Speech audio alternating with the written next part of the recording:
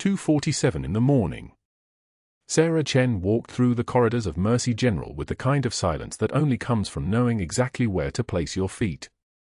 The fluorescent lights overhead buzzed with their mechanical hum, casting everything in that peculiar hospital white that made skin look like paper and exhaustion look permanent. The smell hit her first, always did, that combination of antiseptic and floor wax and something else underneath, something like fear that no amount of cleaning could remove. Her scrubs were navy blue, unremarkable. Her name badge was generic. Her posture was perfect. She moved through the night shift like water moving through a pipe, efficient, purposeful, invisible. 3 years of this. 3 years of walking these corridors, pushing the same 4 carts, checking the same vital signs, speaking only when spoken to and then only in sentences that would never be remembered. The limp in her left leg was barely noticeable if you weren't looking for it. Most people weren't looking. Most people saw a quiet night nurse who kept her head down and never caused problems. Most people saw exactly what she wanted them to see. The break room was empty except for the hum of a refrigerator that had been dying slowly for the past 6 months. Sarah opened her locker, number 247, the numbers worn smooth from 3 years of her fingers, and the combat boots were right where she'd left them that morning. Polished. Waiting.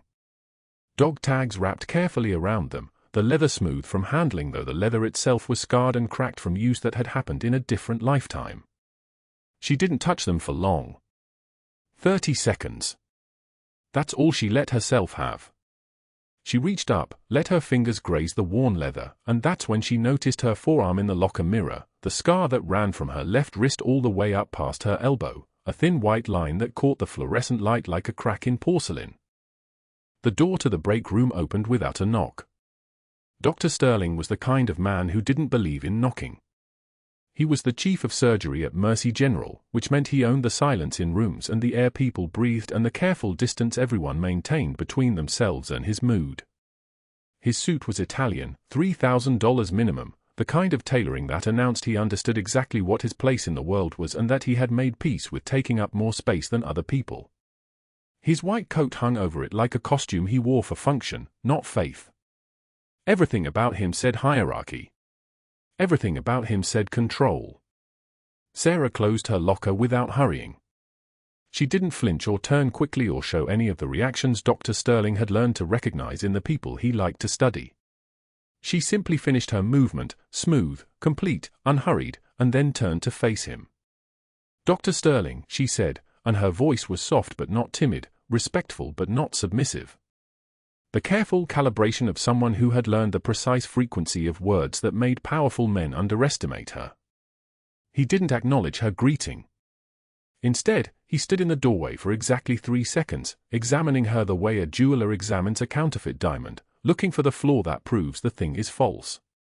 He was searching for something.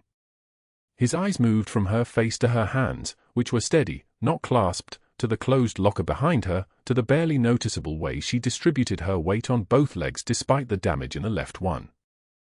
Then he walked past her without speaking. Sarah released one measured breath. She didn't watch him go. She didn't tense her shoulders or clench her jaw or let any of the physical markers of stress show in her body.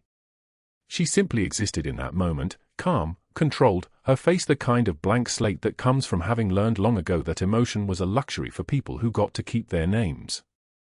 Behind her eyes, though, something ancient stirred. Something that recognized the way he had looked at her. The way he looked at threats. She was back in the hallway 15 seconds later, charts in her hands, her footsteps silent on the tile floor. Dr. Sterling's office was on the 3rd floor, and he didn't go there directly. He went to the doctor's lounge first, where 3 residents were pretending to sleep on the couches and one attending physician was actually asleep, his mouth open, his stethoscope tangled in his tie. Sterling moved through the room like a man walking through his own home, which was essentially what he did. He had been chief of surgery for 11 years. Before that, he had been an attending physician with a reputation for excellence that he had cultivated with the precision of a gardener cultivating his prized roses, by cutting away anything that didn't belong. "Gentlemen," he said, and the pretend sleepers opened their eyes immediately. Power had that effect on conscious people. They responded before they even thought about responding. I want to make a small wager. The attending physician who had actually been sleeping did not wake up. The new night shift nurse, Sterling continued, settling into a leather chair that creaked under his weight. Sarah. Chen. 3 years she's been working here, quiet as a ghost, never causes trouble, never demands anything. I'm going to give it 1 week. 7 days, maximum. She'll quit. I'm betting $500 on it. One of the residents, a third-year named Martinez with more ambition than judgment, sat up. You think she'll quit because of what, exactly? Sterling smiled. It was the kind of smile that made people understand why predators existed. Because I'm going to make it very clear to her that there's no place for someone like her at Mercy General. Someone with secrets. Someone with a limp and scars she doesn't explain and a way of moving through trauma like she's done it 1,000 times before. He leaned back in the chair. I don't like mysteries in my hospital. And that woman is nothing but mystery. She'll break. They always do. Nobody took the bet. They didn't have to. They all understood that Dr. Sterling had already decided this was happening, and betting against him would only highlight the fact that they knew he would win anyway. Meanwhile, Sarah was in Trauma Bay 4. The patient had come in 20 minutes ago, a construction worker named Thomas Rodriguez, 34 years old, crushed left hand from a crane accident. The attending physician was Dr. Janet Wu, a competent surgeon who was careful and by the book and fundamentally decent in the way that some people are before they realize the world punishes decency. She had ordered an X-ray of the hand, pain management, a tetanus booster. The hand was crushed beyond saving, but it wasn't a life-threatening injury, which meant it could wait. Hospital protocol meant it would wait. Mercy General's protocols meant it would wait for Dr. Sterling's approval before surgery could proceed, and Dr. Sterling didn't approve elective procedures when he was already asleep. Sarah was hanging a fresh for when she noticed the color of Rodriguez's face. It wasn't the color of a man in pain from a crushed hand. It was the color of a man whose cardiovascular system was beginning to fail. The color of sepsis in progress. The color of something that had entered his body through the wound and was now whispering its way through his bloodstream toward his heart. She reached for the monitor without asking permission, and her hands moved with the terrifying fluid precision of someone who knew exactly what she was looking for. The rhythm on the screen was wrong. Not dangerously wrong yet. But wrong in the specific way that meant he had maybe 2 hours before it became dangerous. Maybe less. Call cardiology, Sarah said, and there was something different in her voice now. Not requesting. Stating. Dr. Wu looked up from her chart. He's stable. The hand is the priority. His blood pressure is dropping. Sarah pointed at the monitor without turning away from it. 88/56. It was 92/60 when he came in. That's a 4-point drop in 20 minutes. That's not stable. That's early septic shock. Dr. Wu checked the monitor herself. Her jaw tightened. Get me a blood culture and broad-spectrum antibiotics. And call Sterling. He's sleeping, one of the nurses said. I don't care if he's in a coma, Dr. Wu snapped. Call him. Sarah was already moving toward the medication cabinet, her fingers finding the right bottles without hesitation. She knew the doses. She had always known the doses. That was the thing about people, they saw what they expected to see. A quiet nurse in worn scrubs. Not someone who had stood in field hospitals in Helmand Province, holding 4 bags in one hand while stabilizing a soldier's chest cavity with the other. Not someone who had learned antibiotics and cardiac medications and the precise angle of a needle, because the difference between knowing and not knowing was literally the distance between life and death. The room went very quiet as Dr. Wu examined Rodriguez more carefully. Sarah's hands worked with the kind of steady precision that comes from having done something before. Many times. In places that didn't officially exist. The rhythm on the monitor began to stabilize slightly as the antibiotics entered his bloodstream, not fixed, but buying time. That was all medicine ever really did. It bought time and hoped the body was strong enough to use that time to heal. "Good catch," Dr. Wu said quietly, without looking at Sarah. It wasn't recognition. It was just a statement of fact. But it was there. In the monitor. In the patient's color, which had shifted back toward something resembling human. In the rate of the foredrip and the specific concentration of the medications, and the one moment where Sarah's surgical precision had made the difference between this man being alive to feel his crushed hand being reattached and him being dead before the surgeons ever got near the operating room. Dr. Sterling called 15 minutes later, furious about being woken up, angrier still when he realized he'd missed the moment. The moment when a quiet night nurse had noticed what an attending physician hadn't. The moment when she had demonstrated the kind of clinical knowledge that didn't usually appear in people who work the night shift without ambition. As he hung up the phone in his office, his hand was shaking. Not from gratitude. From something much more dangerous. From the recognition that he had just seen someone do something impossible, and that someone had done it without asking for permission or credit or acknowledgement. She had simply seen a patient beginning to die and had saved him, and she had done it the way other people breathed, automatically, without thinking, with a kind of muscle memory that only comes from repetition most people would never understand. He pulled up his computer and dialed a number. It was 3 in the morning. It didn't matter. He knew someone who owed him a favor. Someone in the administrative office. Someone who had access to personnel files. "I want everything," he said when the phone answered. "Background check. Previous employment. References. Everything. There's a nurse on the night shift I need to know about. Sarah Chen. And I need it fast." The phone clicked off. Dr. Sterling sat in his office chair and stared at the blank wall in front of him, and for the first time in 11 years, he was afraid of someone who had no power to hurt him. But that wasn't quite true either. She had power. He just hadn't recognized it yet. He hadn't realized he was standing next to someone whose presence in his hospital was like standing next to a loaded gun that didn't know it was loaded.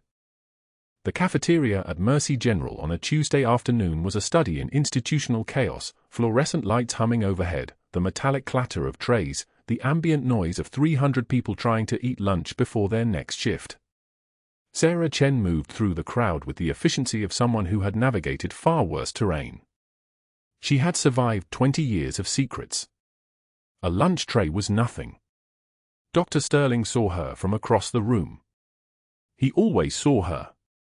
3 years of watching her move through his hospital with that infuriating composure, that quiet competence that somehow made every other nurse on his service look like they were sleepwalking. The problem with Sarah Chen wasn't that she was bad at her job. The problem was that she was impossible to break. He waited until she was balanced perfectly, tray held at chest height, water glass positioned just so, before he moved. The collision looked accidental. It always did. His shoulder connected with hers at precisely the angle needed to send the tray airborne. Soup splashed across the tile floor in a splattering arc, the plate shattered with a sharp crack, and Sarah's lunch scattered like shrapnel across 8 feet of cafeteria flooring. The room didn't just go quiet. It held its breath. Sterling stood there, his expression a careful mask of contrition that never reached his eyes. "Oh my God, I'm so sorry.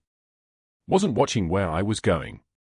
3 other physicians, Hayes, Conrad, and Bennett, stood nearby, their laughter barely contained. They had been expecting this. Sterling had promised them entertainment. Sarah knelt without hesitation, beginning to gather the fragments of plate.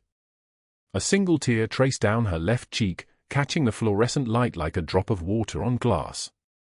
She wiped it away with the back of her hand without breaking eye contact with Sterling, her movements deliberate and controlled. When she spoke, her voice carried the weight of something vast and terrible held in check. "I've stood in places where men like you wouldn't last 5 minutes, doctor." She continued collecting the broken ceramic, her hand steady as surgical steel. "Places where cowardice gets people killed. Where playing games mean someone dies on a stretcher." She stood, holding the debris, and looked directly at him. "I won't let you turn this hospital into one of those places." Sterling's jaw clenched. His carefully constructed performance of the affable superior officer fractured for just a moment, revealing the raw need underneath, the desperate hunger to be feared, to be in absolute control. Before he could respond, Sarah turned and walked toward the trash bin, dropping the broken plate with a soft clink. When she returned to the nurse's station 15 minutes later in dry scrubs, she carried herself as if nothing had happened. Which, in her calculation, it hadn't. But Sterling wasn't finished. Not yet. 3 days passed. Sarah completed her shifts with flawless precision, medication reconciliation at 2,200 hours, rounds at 0300, vitals charted before the attending physicians arrived. She had trained herself long ago to metabolize humiliation the way some people metabolized caffeine. It became fuel. It became focus. Then Commander James Rivera arrived. The admission came through at 2,145 hours on a Thursday night. 38 minutes prior, a training exercise had gone catastrophically wrong.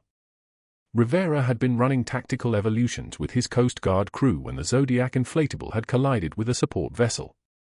The impact had thrown him across the deck, fracturing 3 ribs and causing internal bleeding, a slow hemorrhage that wasn't apparent until his blood pressure began its inevitable descent. Sarah was assigned as his night nurse.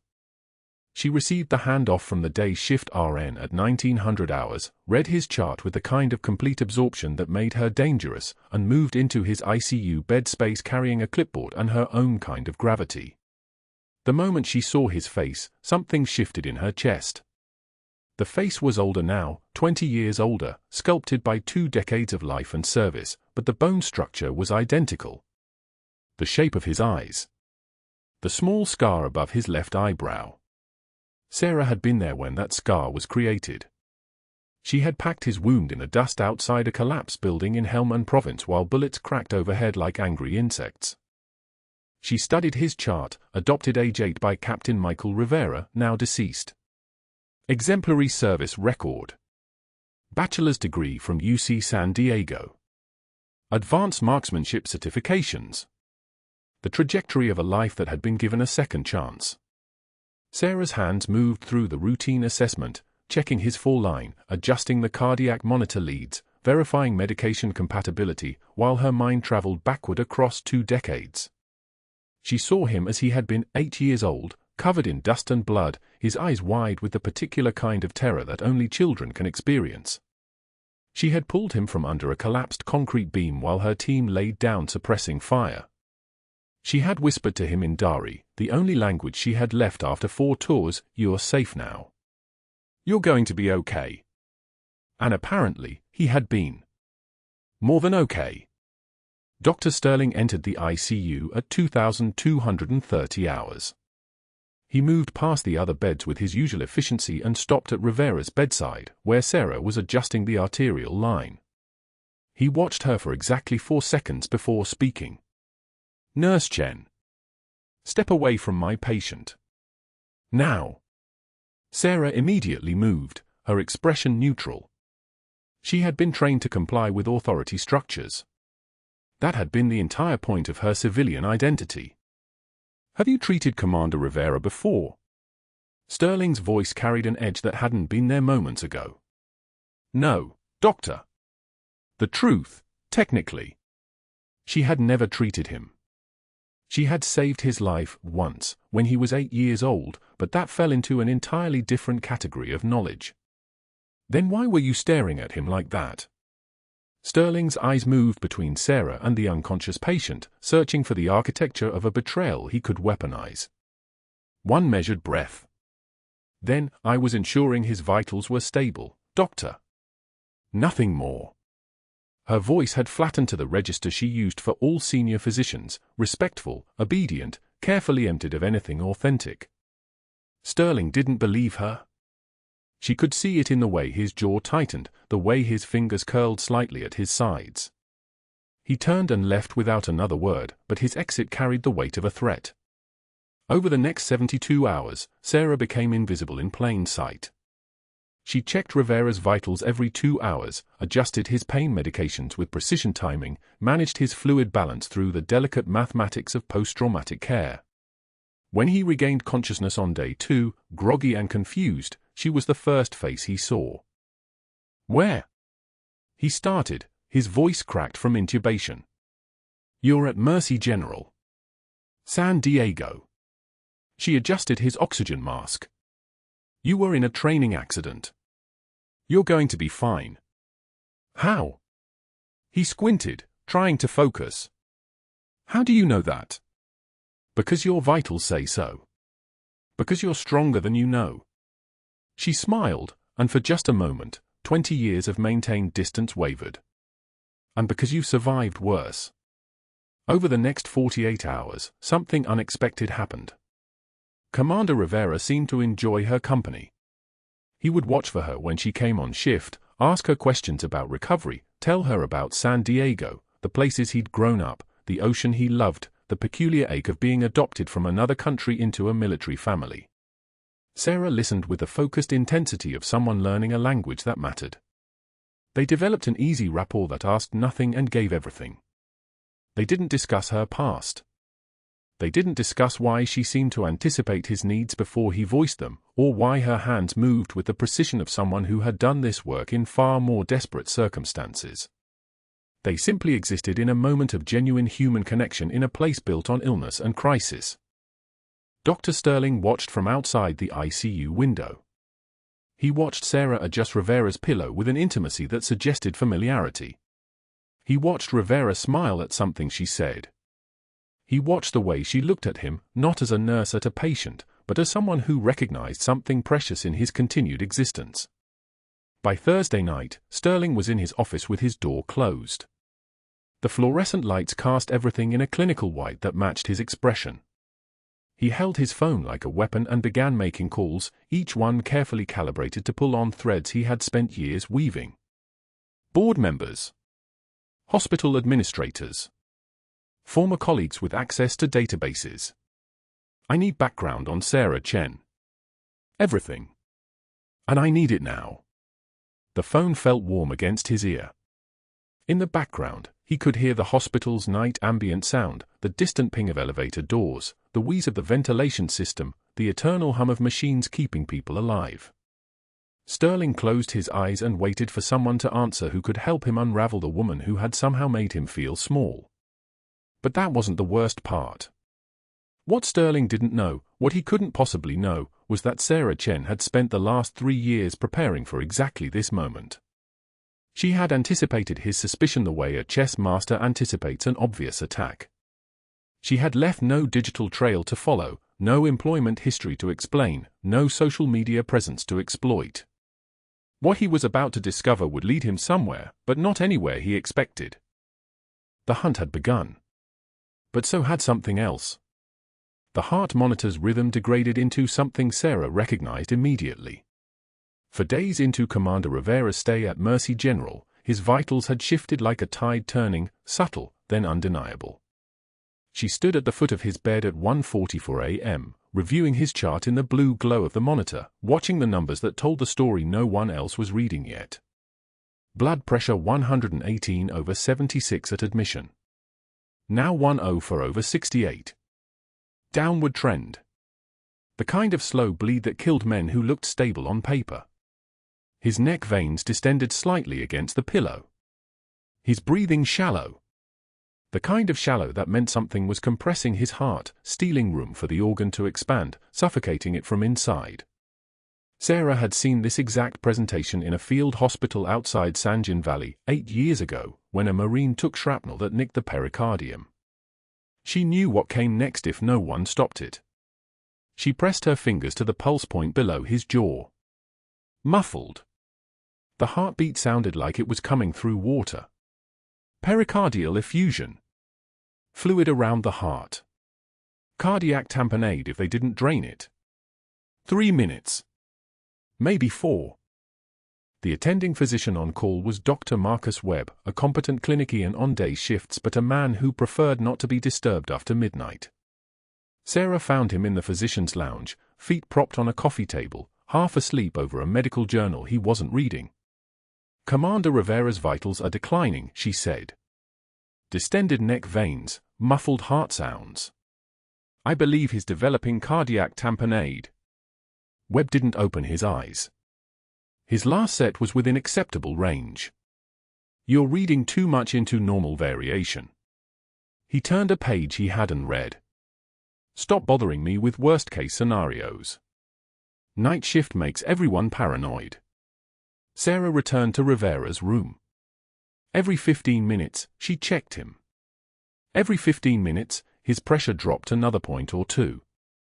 His breathing became shorter, more labored. His skin took on the pale, waxy quality of a body in distress, the color of someone being slowly squeezed from the inside. At 2:03 a.m., his oxygen saturation dipped to 88. The ventilator alarm chirped softly, a sound like a bird trapped in a wall, and Sarah's hand moved to the code button before she'd finished the thought. The crash cart arrived in 40 seconds. Webb appeared in 90, already irritated. Sarah had the pericardiocentesis kit assembled, the 18-gauge needle laid out on the sterile field, the ultrasound probe ready. He needs immediate drainage, she said, her voice level as concrete. Cardiac tamponade. His pressure's crashing. Webb moved toward the bedside with the methodical slowness of a man determined not to be rushed. We follow protocol. I'm calling Dr. Sterling. He's the attending of record. Sarah watched Rivera's BP bottoming out. 82/50. Then 78/48. The monitor showed a heart working against physics itself, the chambers collapsing inward, unable to fill. A man drowning in his own fluid. Webb picked up the phone. The moment he dialed, Sarah's own phone buzzed. A text from an unknown number, Dr. Sterling. Do not let Chen touch that patient. Wait for me. Webb relayed the message with the satisfaction of a man who'd just been given permission to do nothing. Sarah watched Rivera's eyes flutter. His hand reached for hers, weak. Sarah. His voice was barely a whisper. The kind of whisper that meant the brain wasn't getting enough oxygen, that the organs were shutting down in cascade, that the clock had stopped being measured in minutes. She looked at Webb. His face was slack with indecision, the paralysis of a man trapped between protocol and catastrophe.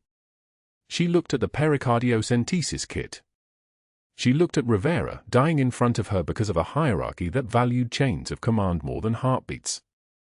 One measured breath. The kind of breath she'd taken in a collapsed building in Helmand Province, surrounded by screaming, when she'd had to choose between following orders and saving a life.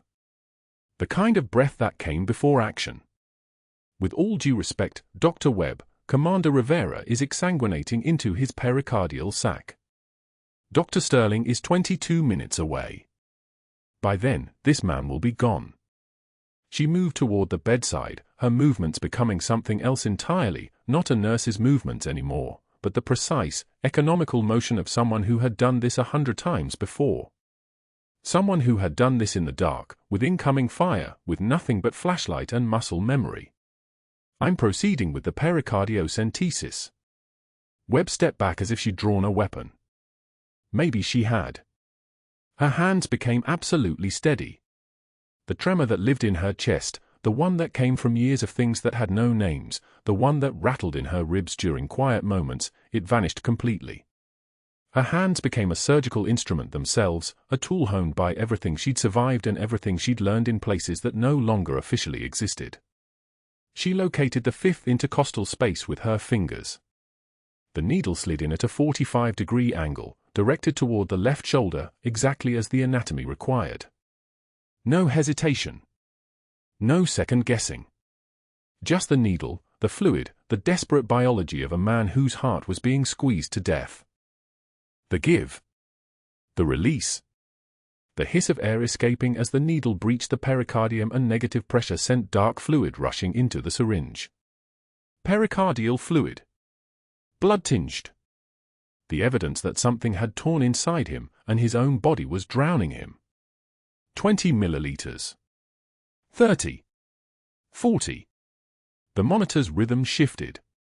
The blood pressure climbed, 88. 92, 96.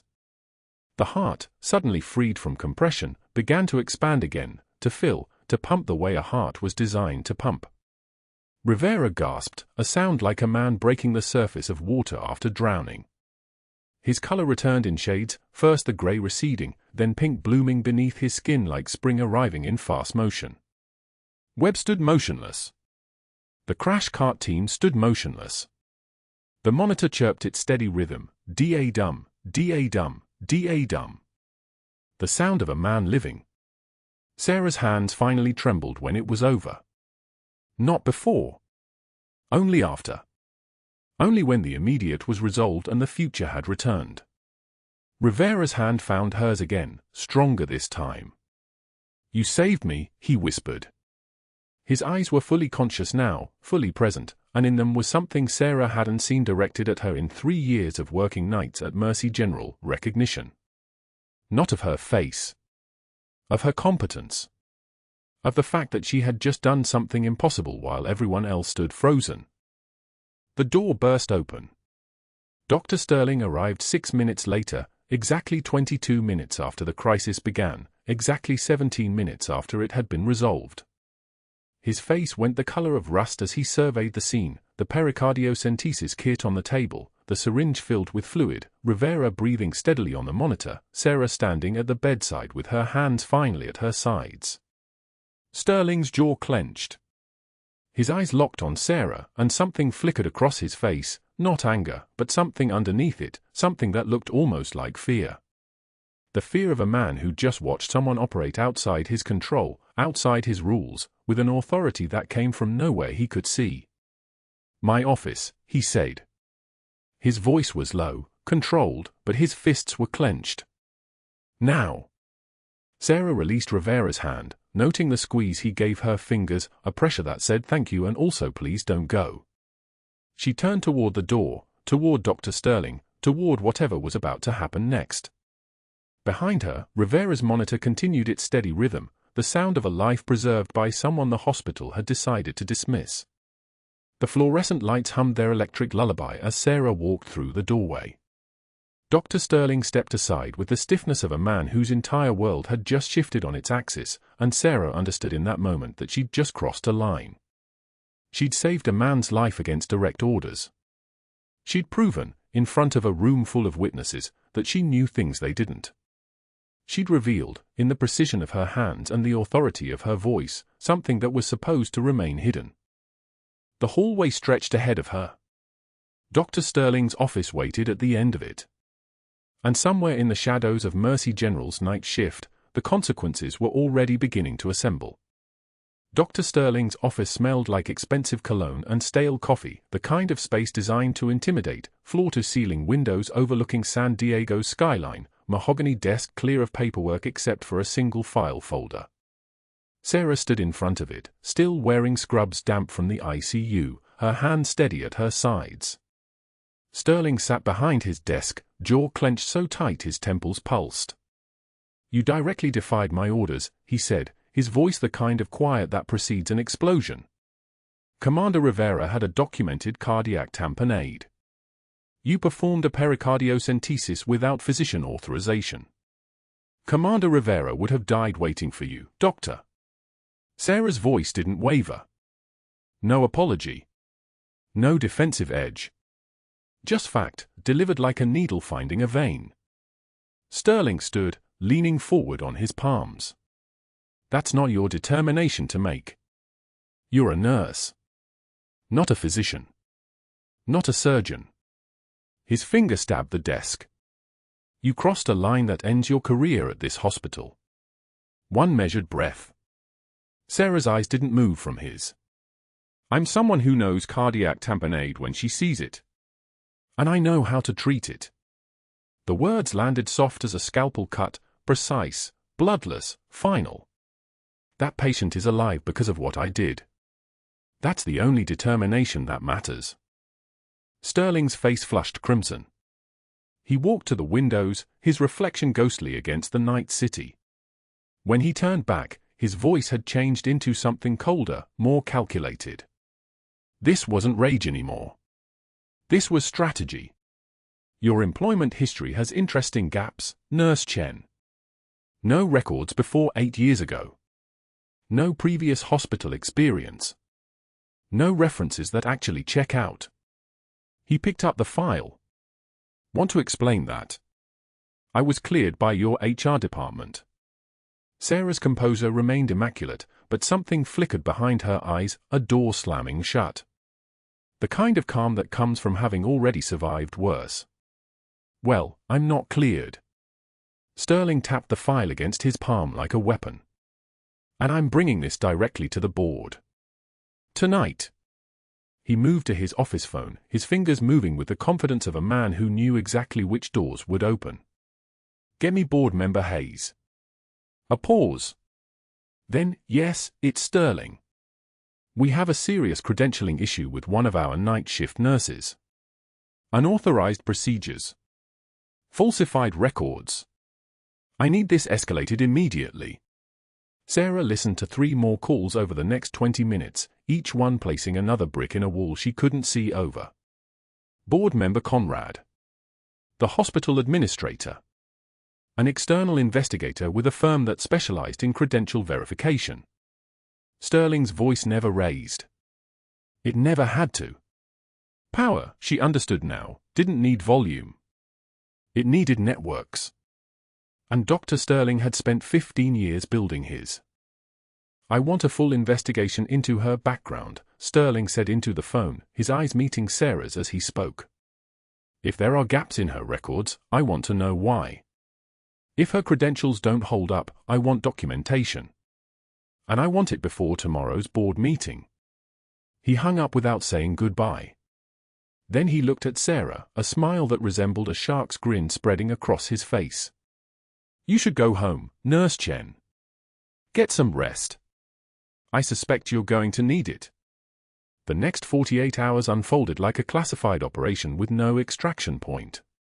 The external investigator hit walls that didn't exist in normal databases, classified records that couldn't be explained without clearance Sarah couldn't reveal without triggering federal intervention she wasn't authorized to initiate. Her personnel file, which HR had stamped approved in 2020, suddenly looked like a forgery just by virtue of having no paper trail behind it. No school records. No prior employment verification. No references that reached back past a certain redacted point in time. To anyone looking without security clearance, it looked like fraud. Sterling weaponized the silence. He told the board that gaps in records suggested falsified credentials. He implied she'd bought references. He suggested, never directly, always with practiced deniability, that someone with a military appearance and no discernible history might pose a security risk. Each insinuation landed like a pressure wound, the kind that doesn't bleed visibly but kills you from the inside. The board meeting lasted 37 minutes. Sarah wasn't invited. She heard about the decision from a security guard at 6:24 a.m. on her way to the locker room for her night shift, a shift that would never happen.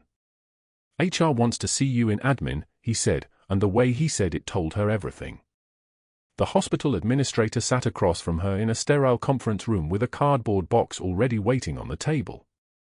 We're terminating your employment, effective immediately, she said, her voice the precise register of someone reading words given to her by hospital counsel. Gross violations of protocol. Credential irregularities. You'll receive 30-day severance and a neutral reference for future employment, pending review. I see. Sarah's hands didn't shake. Her voice didn't crack. She picked up the cardboard box. The security guard, the same man who'd watched Sterling publicly humiliate her for 3 years, who'd seen her spit-shine her dignity every single night, met her at the front security desk. He held out her belongings, her personal locker contents, her hospital badge clipped to a termination letter, her blue fleece jacket folded carefully on top. His eyes held something that looked like apology, but he was a man with a mortgage and no position to take sides. Sarah took the box without a word and walked out through the main entrance of Mercy General at 7:23 a.m. The San Diego sun was already brutal, the kind of heat that turns asphalt soft and makes the world feel slightly unreliable. She walked to her car, set the box on the passenger seat, and sat very still with both hands gripping the steering wheel. Commander Rivera, watching from the fourth-floor window of his hospital room as his night shift nurse disappeared through the parking lot, heard about her termination from a day shift nurse who didn't know who he was. Sarah Chen? Yeah, they fired her this morning. Security escort and everything. I heard Sterling claimed she falsified her credentials. Rivera's phone was in his hand before the nurse finished speaking. His hands moved with the precision of someone accustomed to command, even in a hospital gown. I need to speak to Captain Holloway at Coast Guard Station San Diego. Now. His voice had changed, the easy warmth replaced by something sharp and metal-edged. Tell him it's Commander James Rivera. Tell him it's urgent. The next morning, Sarah walked into the VA hospital in Pacific Beach at 8:15 a.m. Not as staff. Not as senior chief petty officer. As a patient. She carried a folder with intake papers and a crumpled appointment card for mental health services. The waiting room smelled like industrial disinfectant and years of accumulated exhaustion, that particular blend of fluorescent light and desperation that accumulated in spaces where broken people came to be fixed. She took a seat between a man with a prosthetic leg and a woman whose hands trembled as she filled out forms. Around her, veterans waited. Some read magazines from 2019. Some stared at walls. Some, like her, said nothing at all.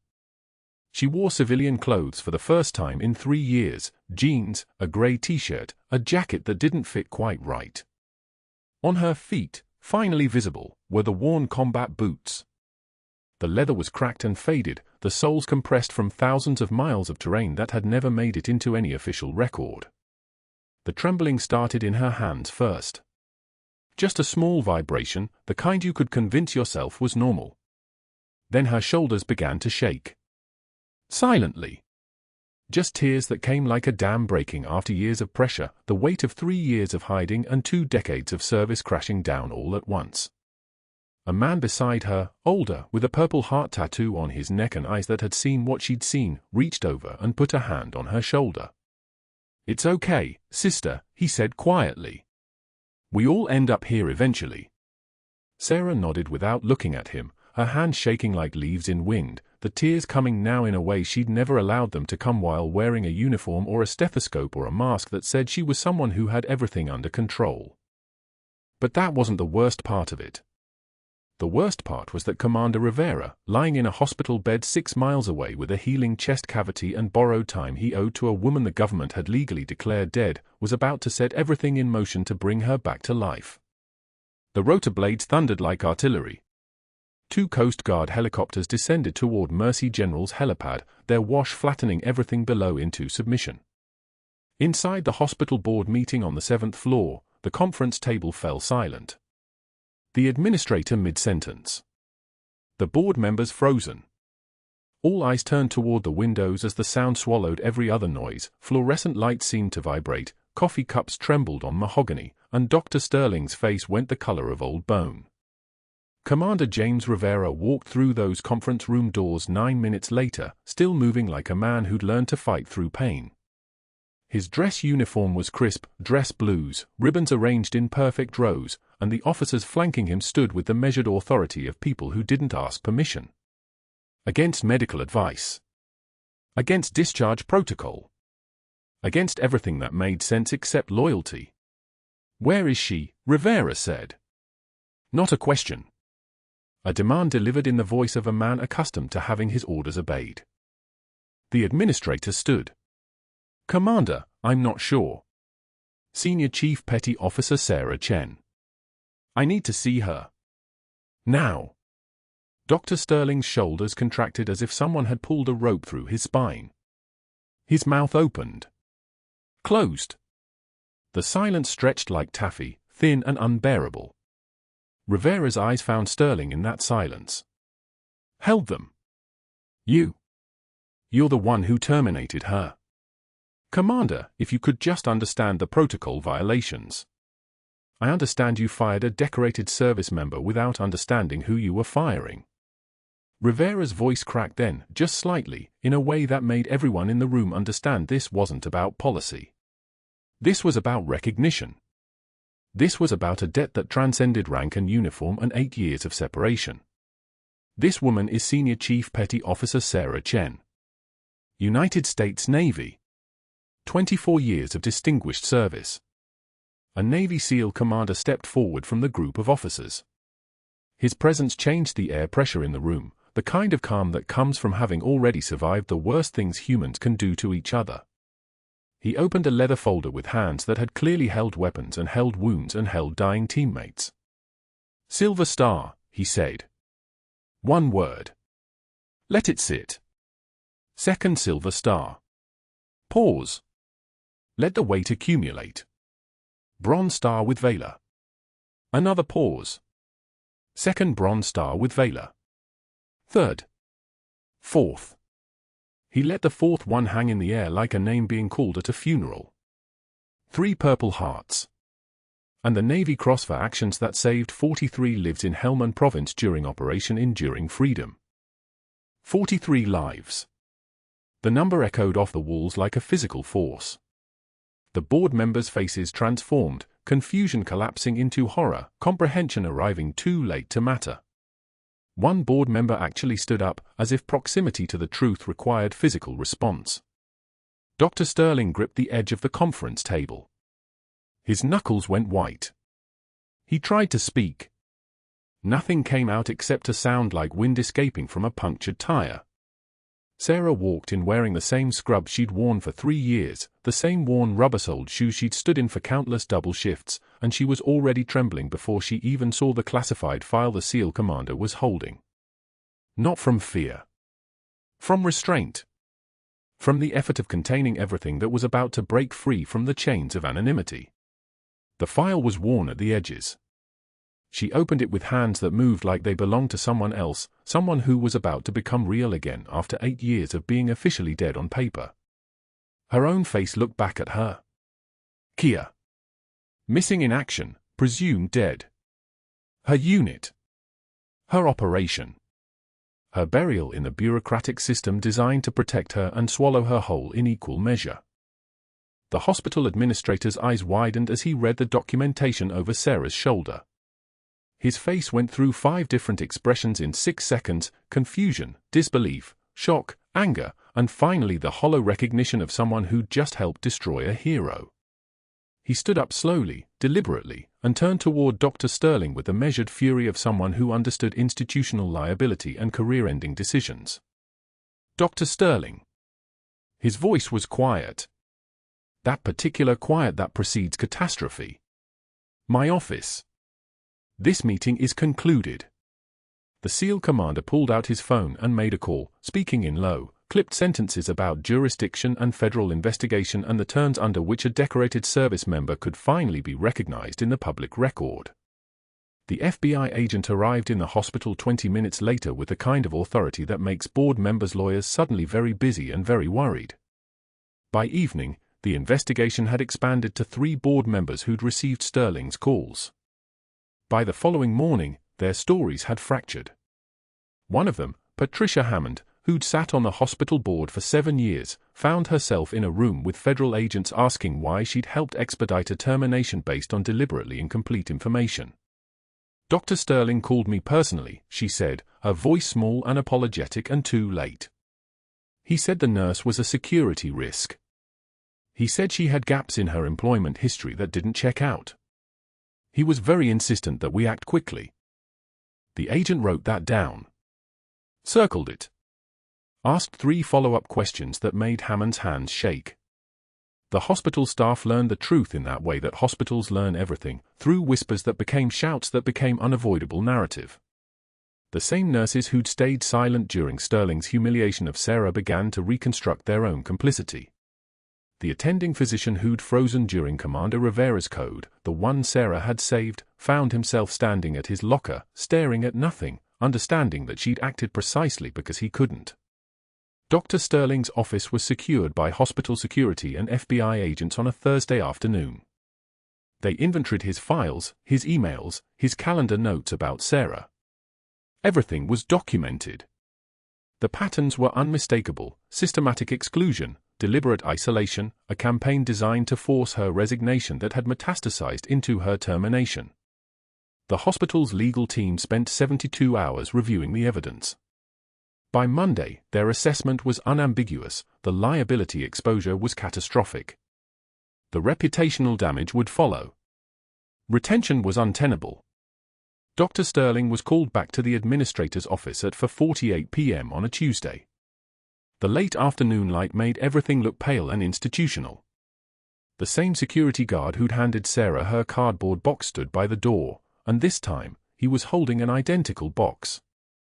"Dr. Sterling, your employment with Mercy General is terminated effective immediately," the administrator said. "Grounds: gross misconduct, abuse of authority, creation of hostile work environment, and conduct unbecoming a physician." Sterling tried to respond. His mouth moved. No sound emerged. "Your medical privileges are permanently revoked. Your separation agreement is on this desk. Your attorney can contact our legal department tomorrow." The security guard stepped forward. He was a man who'd worked at Mercy General for 19 years and had watched Sarah Chen show more dignity in 3 years than most people demonstrated in a lifetime. He handed Sterling the cardboard box. "I believe you know the way out, Doctor." The words landed like a verdict. Sterling took the box. It was heavier than it should have been, or maybe everything was heavy now. He walked through corridors that had been his kingdom. Past the nurse's station, where 3 women looked away. Past the doctor's lounge where he'd made that bet 784 days ago. Past the cafeteria where he'd knocked a tray from Sarah's hands like a man kicking at a dog. His badge was deactivated at the front desk by the same security officer who deactivated hers. The parallel was not lost on either of them. Sterling stepped out into San Diego's evening, holding a box of his belongings, and the automatic doors sealed behind him with a pneumatic sigh.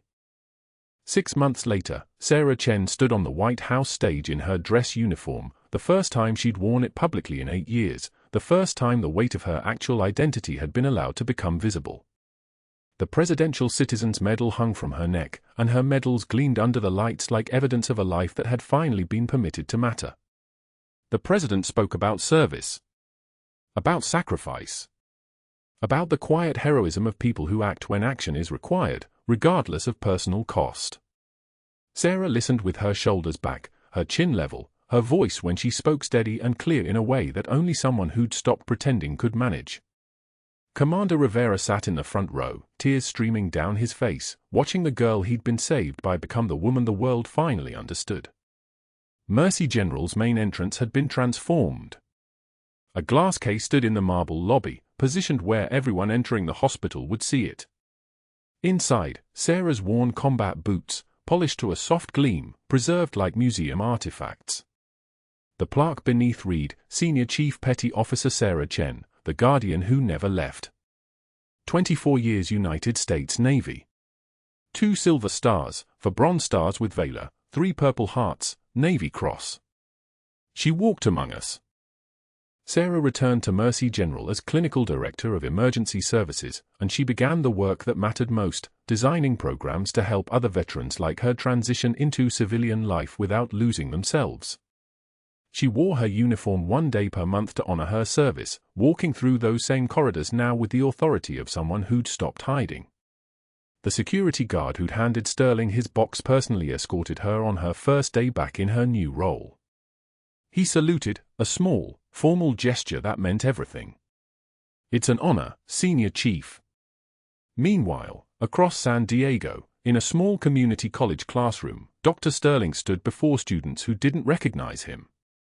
He demonstrated CPR compressions on a plastic dummy, his voice explaining technique to people who wouldn't remember his name. One afternoon, a student asked where he'd worked before. "Nowhere important," Sterling said, and the lie was so small it barely qualified as one. Just the kind of lie people tell when they've run out of anything else to hold on to. Sarah's office at Mercy General overlooked the harbor. She'd arranged her desk so she could see the water during the moments between patients, between decisions, between the lives she continued to save. The worn combat boots sat in their glass case in the lobby below, visible through her window, no longer hidden, no longer a secret, finally honored by the institution that had once tried to destroy her. When Commander Rivera visited 6 months after the White House ceremony, fully recovered and returned to active duty, Sarah greeted him in her office with the kind of smile that only comes from someone who's finally stopped running. "You already thanked me," she said when he tried to speak. "Now go save lives at sea, Commander." They embraced, the boy she'd pulled from rubble and the man he'd become, finally standing together without secrets, without the weight of official denial. He left. She returned to her charts. The harbor spread below her like a promise kept, like a life reclaimed, like the quiet truth that heroes are often the ones nobody thinks to look for until the moment you absolutely need them. Not all heroes wear capes. Some wear scrubs. Like this video if you think she made the right call. But was the punishment enough? Or did he deserve worse? Tell me in the comments. Subscribe and hit that bell.